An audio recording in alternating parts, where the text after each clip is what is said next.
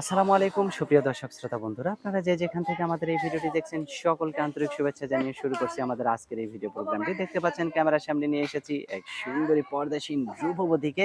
তার কথাগুলো আপনাদের সামনে তুলে ধরবো, চলুন শুনে আসা যাক এই সুন্দরী সুন্দর কথাগুলা। আসসালামু আলাইকুম আপু, ওয়ালাইকুম আসসালাম। কেমন আছেন? আছি ভাই, ভালো আছি। বেশি ভালো না কম ভালো? একটুখানি কমই আছে, অত একটুখানি বেশি না। কমই আছেন? আপনার নাম কি আপু? আমার নাম বৃষ্টি। ক্যামেরার সামনে কেন আসলেন বৃষ্টি আপু? আইসি একটা মনের মতন মানুষ চাই। মনের মতো মানুষ? হ্যাঁ। আপনার মতো সুন্দরীদের পিছনে তো সিরিয়াল ধরে থাকবে মনের মানুষ, তাহলে আপনি আবার ক্যামেরার সামনে আইসা মনের কি মানুষ করো কেন ভাই, খুঁজতেছেন? অভাবে স্বভাব নষ্ট আমু। কেন গরিব বলে তো কেউ বিয়ে শাদী করে না। গরিব বলেই বিয়ে শাদী করে না? আপনার বিয়ে হয়ই নাই? না, এখনো বিয়ে শাদী হয় না। এখন এক হিসেবে আমি কাজ বাজ করতেছি তো। কি কাজ আর করেন আপনি? ভাই আমি দোকানে আর কি সেলাই মেশিন এর কাজ করি। একটু অভাবে আছে, মা আপনার আছে। ফ্যামিলিতে কে কে আছে? ফ্যামিলিতে খালি মা একাই আছে, আর একটা ছোট একটা বোন আছে। বোনটা একটু বুবা, কথা বলতে পারে না আর কি, প্রতিবন্ধীর মতন। আচ্ছা, তা আপনার বাবা কি হয়েছে?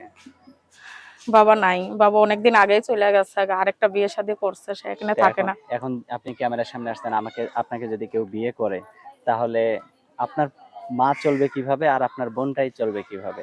আমি চাই যে আমার মা তো এখন একটু অসুস্থ আছে, আল্লাহ আল্লাহ করে এখন চিকিৎসা চলতেছে। হুম সে হুম। একটু হার্টের রোগী, এর জন্য তারে যতক্ষণ আমি চাকরি বাকরি করতেছি তাই নিয়ে আম্মাটার একটু সুস্থ করতেছে। মা সুস্থ হলে সে কাজ কাম করে খাইতে পারবে, এদিকে কোনো সমস্যা নাই। আচ্ছা। কিন্তু আমি একটা মনের মতন মানুষ চাইতেছি, সে যদি আমার সত্যিকারের ভালোবাসে, আমি তার কাছে বিয়ে শাদী বসতে চাই।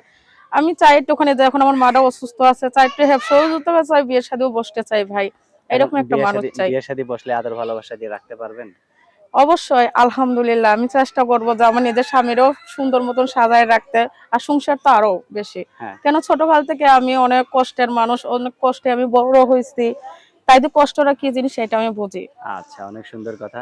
এখন আপনার স্বামীর যদি ধরেন, আপনার স্বামী বয়স্ক বা আপনার স্বামীর একটা বউ ছিল, সে মারা গেছে বা চলে গেছে, তার একটা বাচ্চা আছে, সেই বাচ্চাদের মা হয়ে থাকতে পারবেন?